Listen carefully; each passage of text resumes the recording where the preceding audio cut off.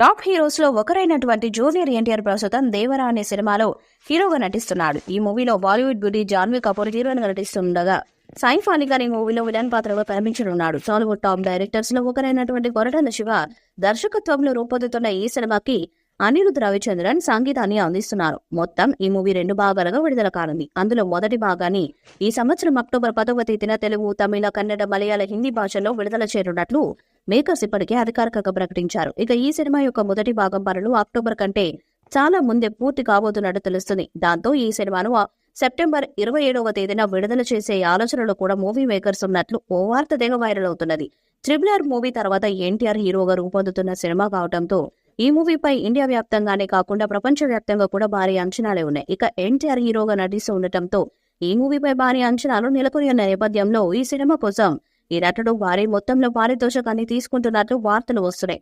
ఇది వరకు సినిమాకు 70 నుండి 80 కోట్ల వరకు రెమ్యునరేషన్ తీసుకున్న ఎన్టీఆర్ దేవర మూవీకి 100 కోట్ల రెమ్యునరేషన్ తీసుకుంటున్నట్లు ఓ వార్త వైరల్ అవుతుంది. వీరి కాంబోలో సినిమా అనౌన్స్ చేసిన దగ్గర నుంచి ప్రేక్షకుల్లో విపరీతమైన ఆసక్తి నెలకొంది. దాంతో ఎప్పుడెప్పుడు రిలీజ్ అవుతుందా, ఎప్పుడు చూద్దామా అని 1000 కళ్లతో ఫ్యాన్స్ ఎదురు చూస్తున్నారు. ఇక ఈ చిత్ర టీజర్, ఫియర్ సాంగ్ దేవరను మరో రేంజ్ కు తీసుకెళ్లాయి. ఇక దసరా కానుకగా అక్టోబర్ 10న ఈ చిత్రాన్ని ప్రేక్షకుల ముందుకు తీసుకురాబోతున్నట్లు మేకర్స్ ప్రకటించేశారు. కానీ అంతకంటే ముందుగానే వచ్చేందుకు దేవర సిద్ధమైనట్లు తెలుస్తుంది. యంగ్ టైగర్ జూనియర్ ఎన్టీఆర్ నటించిన దేవర మూవీ అనుకున్న ప్రకారం రిలీజ్ అయితే ప్రేక్షకుల ముందుకు వచ్చి 2 నెలలు కావాల్సింది. కానీ అనుకోని కారణాల వల్ల దసరాకు మూవీని పోస్ట్పోన్ చేశారు.